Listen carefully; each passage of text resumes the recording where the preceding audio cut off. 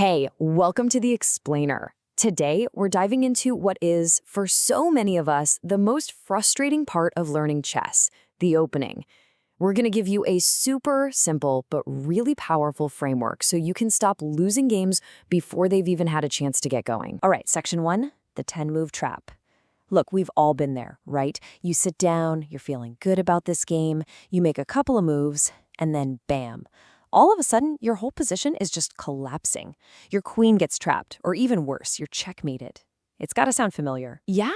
Losing a game in under 10 moves? It's a hugely frustrating thing, especially for new players. You feel like you just got tricked, or like there's some secret handshake you don't know about. But here's the good news. You're definitely not alone. And the fix isn't what you think. It's not about memorizing 1,000 moves. It's about a simple change in how you think about the game. So that leads us right into section 2, a new way to think. A lot of beginners, they think the only way to get good at openings is to memorize these crazy long, complicated lines that they see grandmasters play. But here's the secret, and it's a big one.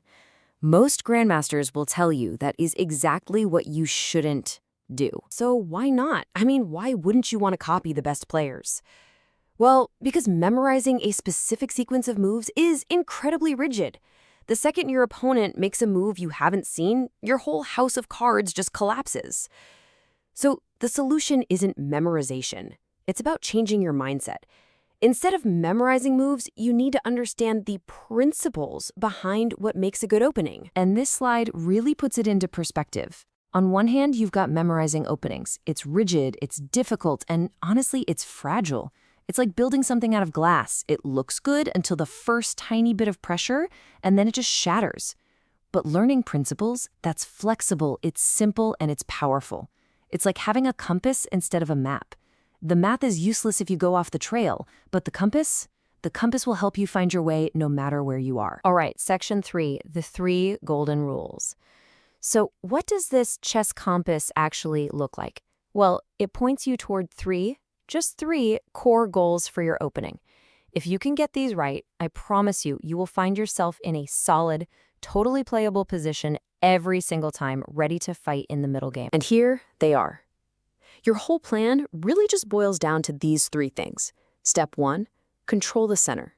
Think of those 4 squares in the middle as the most valuable real estate on the entire board. Everything revolves around them. Step 2, develop your pieces. This just means getting your knights and your bishops off the back rank and into the game, into the action. And finally, step 3, secure your king.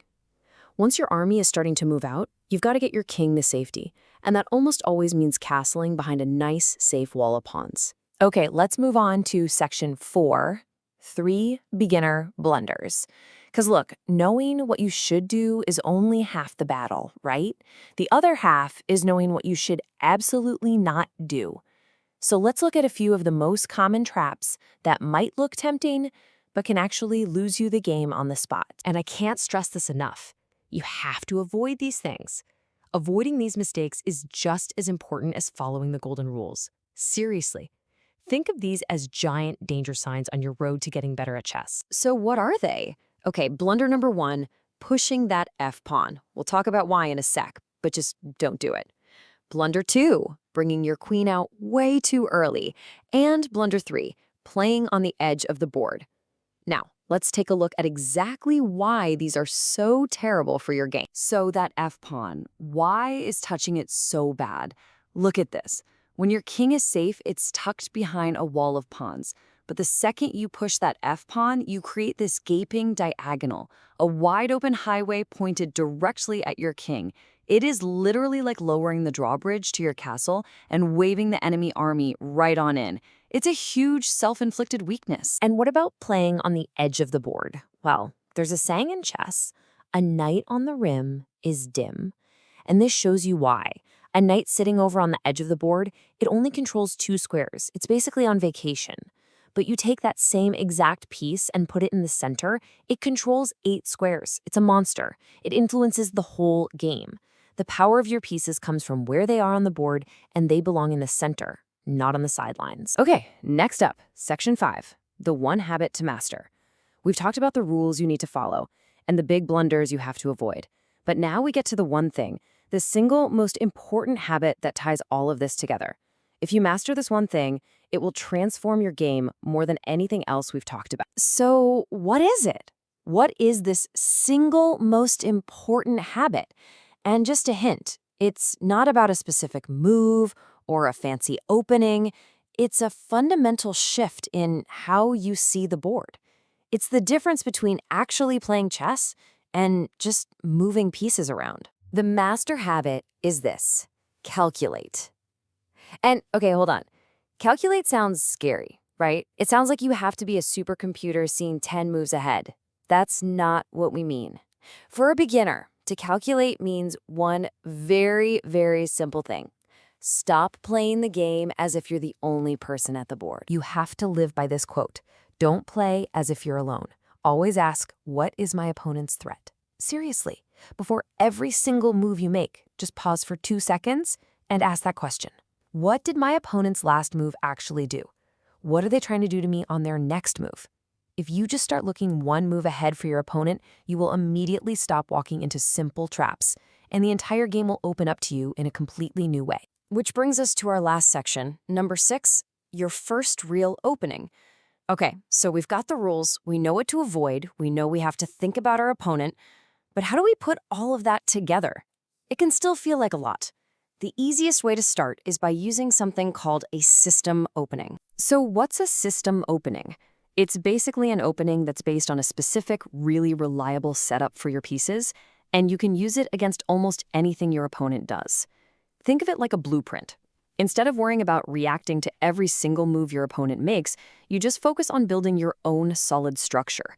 It's a setup that already has all those golden rules baked right in. And here are a couple of fantastic recommendations to get you started.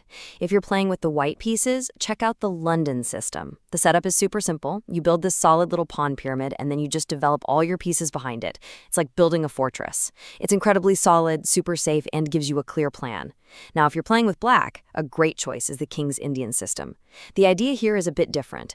You let white build up in the center, but you create this super flexible setup yourself.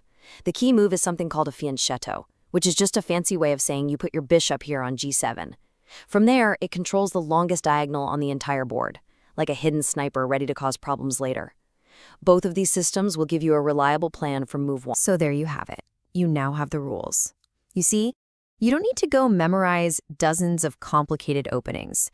Just stick to the principles. Control the center, develop your pieces, get that king safe, you know the blunders to avoid. And most importantly, above everything else, you're always going to ask, what is my opponent trying to do? You now have the complete toolkit to play a solid, successful chess opening every single time. So, how are you going to play your next game?